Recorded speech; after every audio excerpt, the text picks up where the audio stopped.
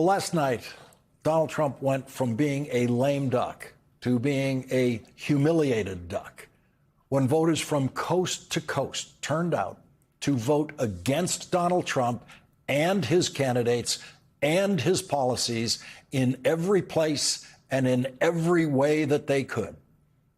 Donald Trump's explanation today for the Republican wipeout last night is that Donald Trump was not on the ballot. That's what he says.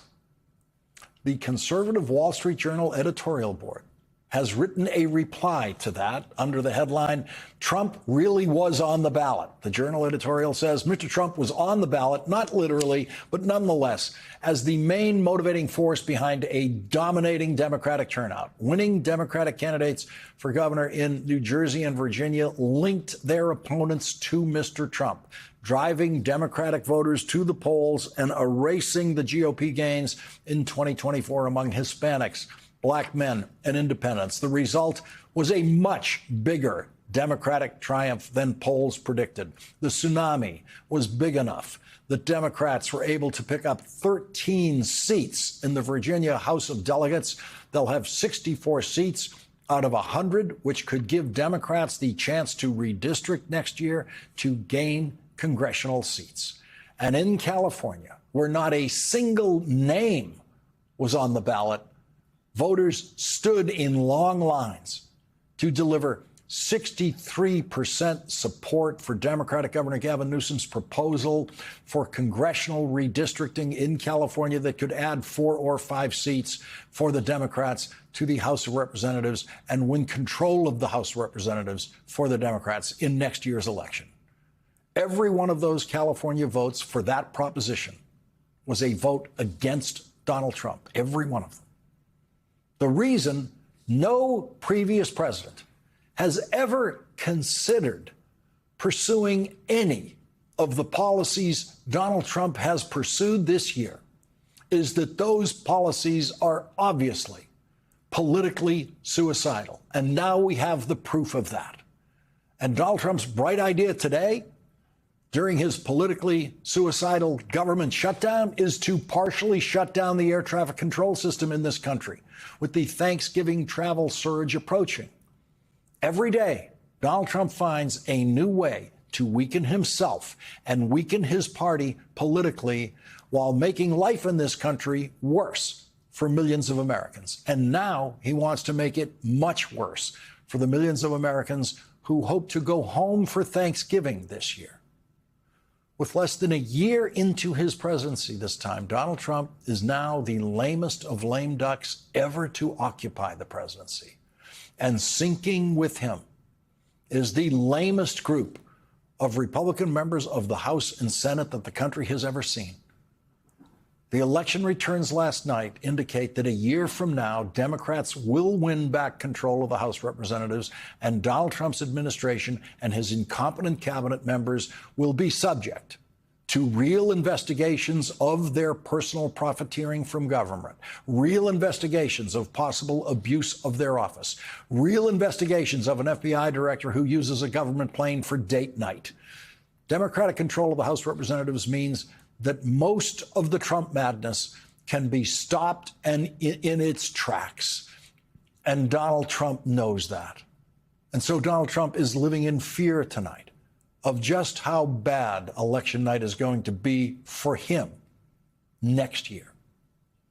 And just 12 hours after Donald Trump's electoral humiliation last night, in the United States Supreme Court this morning, Donald Trump was humiliated again when the Supreme Court, including the justices who Donald Trump appointed, ripped apart the biggest and stupidest policy lie of the Trump second term.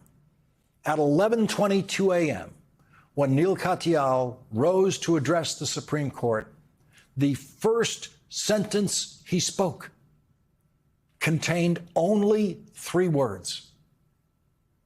Tariffs are taxes. And there it was, the pure economic truth and policy truth about tariffs that the founders of this government knew and that every president has known and every member of Congress has known until Donald Trump started lying about tariffs. the Trump tariff enforcers were seated in the front row at the Supreme Court today. Why? To try to intimidate the Supreme Court? The always goofy Howard Lutnick, the most incompetent Commerce Secretary in history, who is always the loudest laugh at every Trump joke, was there in the front row, bringing into the room a mind smaller than the smallest mind on the Supreme Court.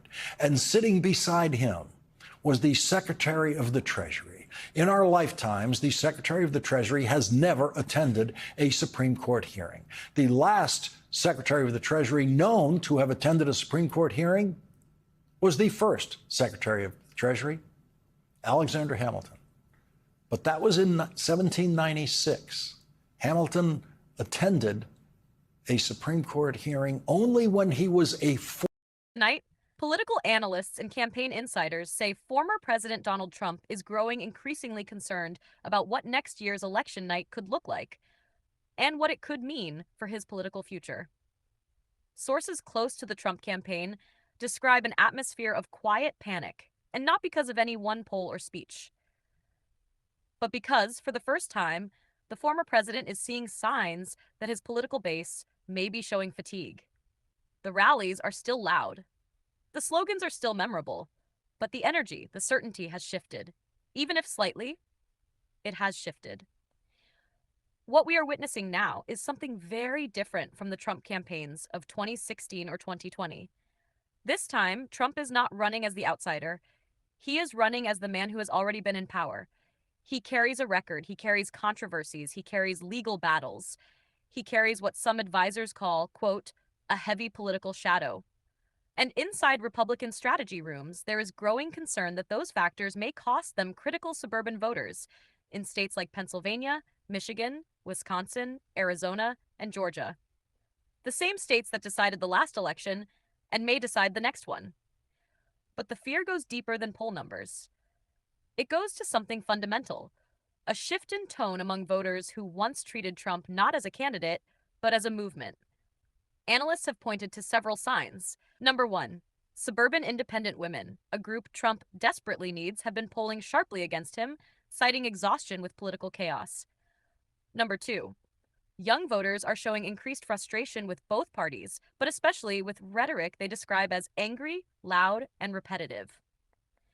And number three, Republican donors are quietly but consistently searching for alternatives, backing state-level candidates who project discipline and stability rather than conflict. So why does election night next year feel especially dangerous for Trump?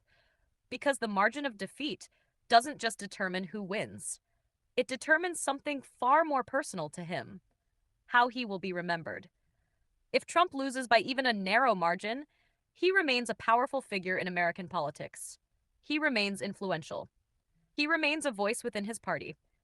But if he loses by a wide margin, if the numbers are clear, public, undeniable, then history will not remember him as the outsider who shocked the system. It will remember him as a leader rejected by the very voters he once claimed to represent.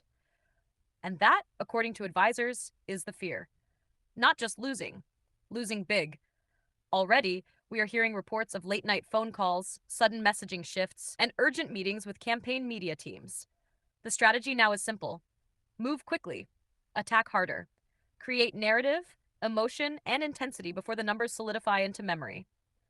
But there is another side to this story.